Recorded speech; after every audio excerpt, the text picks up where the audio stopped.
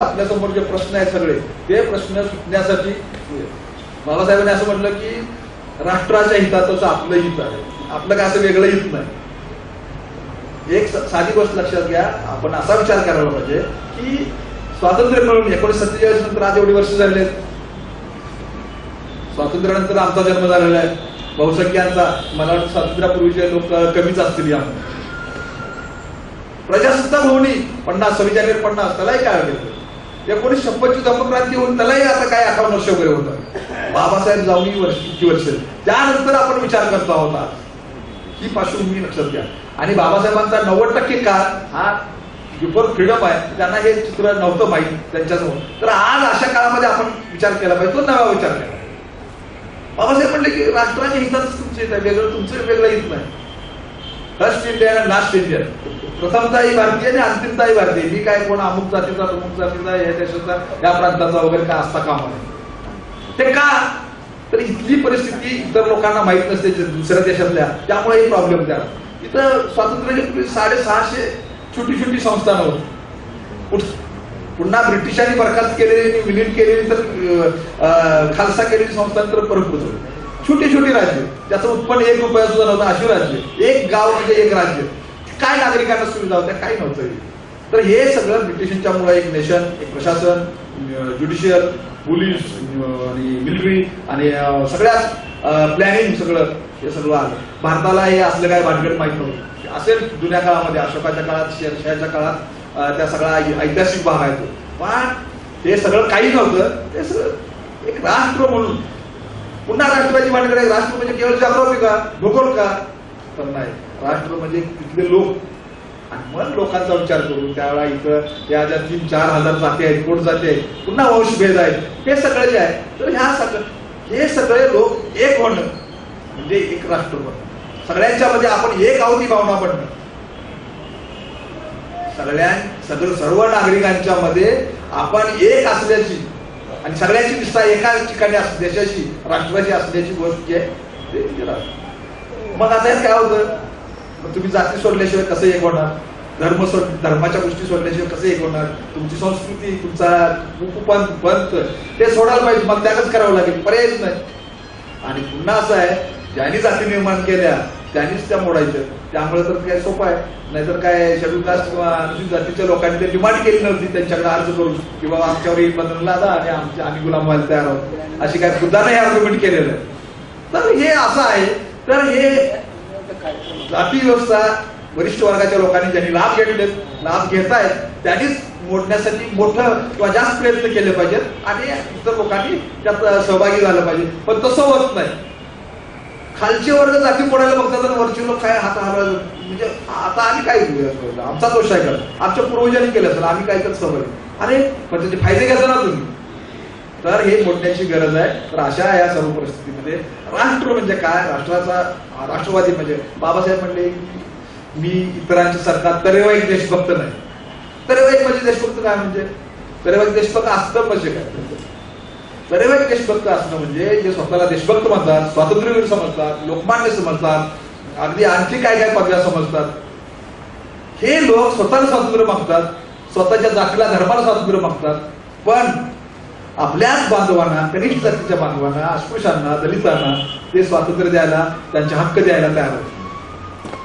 म्हणजे हे लोक, यांची मानसिकता त्या लोकांना गुलाम समजते. बाबासाहेबांनी त्या काँग्रेस आणि गांधीमध्ये काय म्हटलेलं आहे की अस्पृश्याला हक्काचे गुलाम समजतात, मजूर समजतात, हक्काचे गुलाम. तर हे आता चालणार नाही.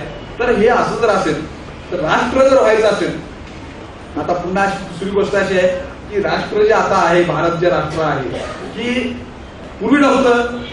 26 जानेवारी 50ला त्याची सुरुवात झाली. राष्ट्र बनण्याची मोहीम अधिकृत we the people of India सगळ्या भारतीयांनी ठरवलं. आपल्या घटना समितीच्या मेंबर्सनी, राष्ट्रीय नेत्यांनी त्या दिवशी संकल्प केला की आम्ही असं होऊ. आणि ती काढण्याची प्रोसेस आहे आणि चांगली प्रोसेस आहे. ती काय वाईट म्हणत नाही. चांगली प्रगती केलेली आहे, नवी प्रगती केलेली आहे आणि यामध्ये फार मोठं यशही प्राप्त केलेलं आहे. ते कुणाला आता उलट फिरवता येणार नाही.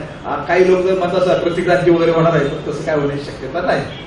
तर हे चांगलं वाटचाल केलेलं आहे.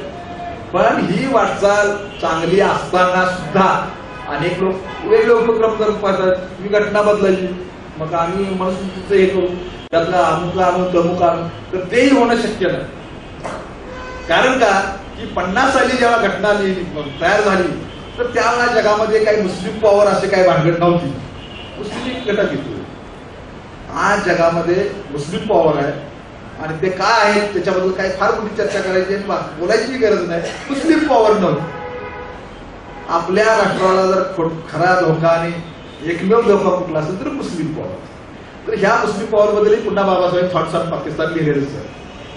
तर ह्या मुस्लिम पॉवर त्या काळात नव्हती, आज झालेले आहेत. त्या भारतातले जे राष्ट्रवादी मुसलमान त्या काळात जे मांडले जायचे त्यांचं काय म्हणणं होतं, काय वेगळं म्हणणं होतं, इथं आपण राहूया याच देशामध्ये, इथं संख्या वाढवूया आणि उद्या आमचं पाकिस्तानच वाढवूया, हीच भूमिका होती या राष्ट्रवादी मुसलमानांची. हे माहीत असलं पाहिजे. ते सगळे काँग्रेसवाले होते. तर हे जे सगळं आहे आज त्यावेळेला मुस्लिम पॉवर नव्हती, आज मुस्लिम पॉवर जगात आहे. जर इथल्या हिंदूंनी जर काय गडबड करायला सुरू केली तर मात्र सर्व विनाश बरोबर आहे.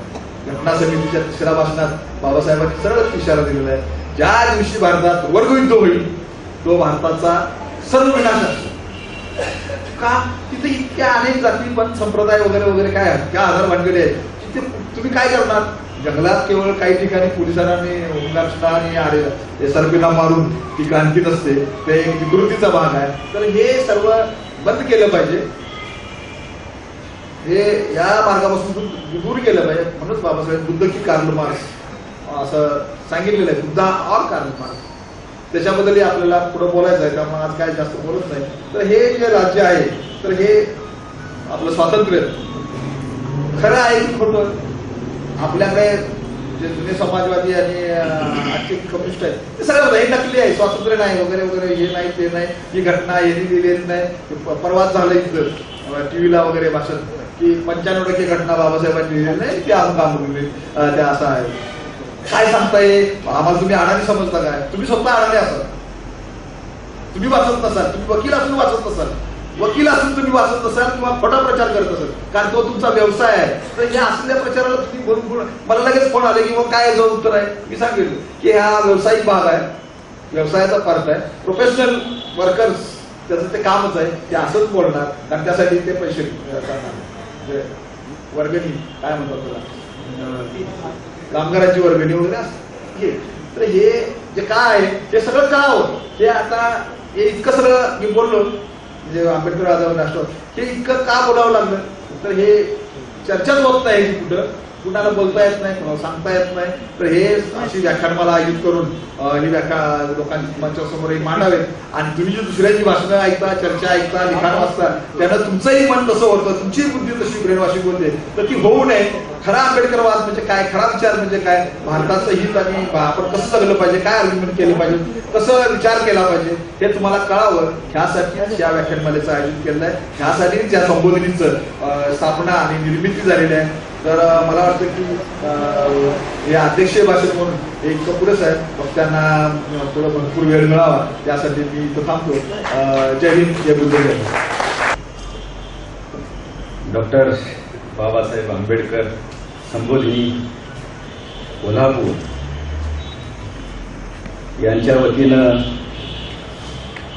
जी काही पहिल्यांदाच व्याख्यानमाला 5 दिवसाची व्याख्यानमाला जी सुरू केली जाते आहे, या व्याख्यानमालेचं पहिलं पुष्प आज आहे. या व्याख्यानमालेच्या निमित्तानं 14 एप्रिल आपण सर्वत्र डॉक्टर बाबासाहेब आंबेडकर यांची जयंती साजरी करतो. त्याच्यामुळे त्याच अनुसरून मी सुरुवातीला तुम्हा आम्हालाच नव्हे, भारत देशाला जाग आणून देणारा डॉक्टर बाबासाहेब आंबेडकर यांचा जन्म जिथं झाला ते मध्य प्रदेशातील महू हे गाव, त्या जन्म ठिकाणाला मी पहिल्यांदा अभिवादन करतो.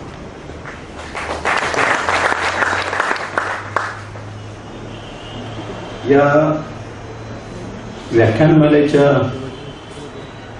या पहिल्या पुष्पाचे आणि कार्यक्रमाचे अध्यक्ष म्हणून या ठिकाणी उपस्थित असलेले संबोधिनी संघ म्हणजे डॉक्टर बाबासाहेब आंबेडकर संबोधिनी कोल्हापूर याचे संस्थापक आणि अध्यक्ष प्राध्यापक विनय कांबळे, या संबोधिनी संघाचे उपाध्यक्ष म्हणून उपस्थित असलेले रमेश रत्नाकर,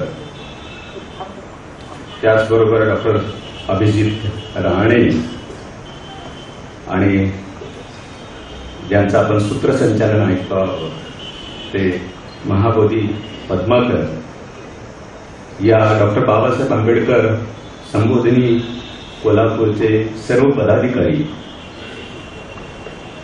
या कार्यक्रमाच्या निमित्तानं उपस्थित असणारे आता बऱ्यापैकी सगळेच दिग्गज या ठिकाणी उपस्थित आहेत. कोसंबी सर आहेत, कांबळे सर आहेत, वडगावकर सर आहेत, शिवाजी विद्यापीठातून PS कांबळे सर आहेत, गिरीश मोरे सर आहेत, अनेक आहेत. जे एकंदरीत शैक्षणिक, सामाजिक, राजकीय, सांस्कृतिक क्षेत्रातील सर्व दिग्गज मंडळी या ठिकाणी उपस्थित आहेत. त्यामुळे सर्वांची नावं घेणं मला या ठिकाणी शक्य नाही, पण सर्वांच्या प्रती आदर व्यक्त करतो आपण उपस्थित झाला. या संबोधिनी संघाचा जो उद्देश जो आहे,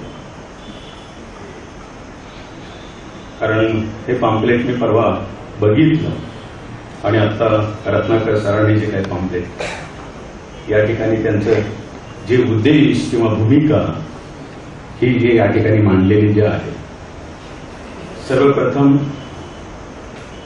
हे सगळे उपस्थित आहेत या सगळ्यांच्या वतीनं डॉक्टर बाबासाहेब आंबेडकर वाद आणि नवे आकलन अशा पद्धतीचा जो काही उपक्रम तुम्ही घेता आहात त्याबद्दल या सर्वांच्या वतीनं मी तुमचं अभिनंदन करतो. त्याची गरज ही आहे, कारण जर इथं कोण उपस्थित नसतं तर असं समजायला हरकत नव्हतं की याची आवश्यकता नाही, पण इथं सगळं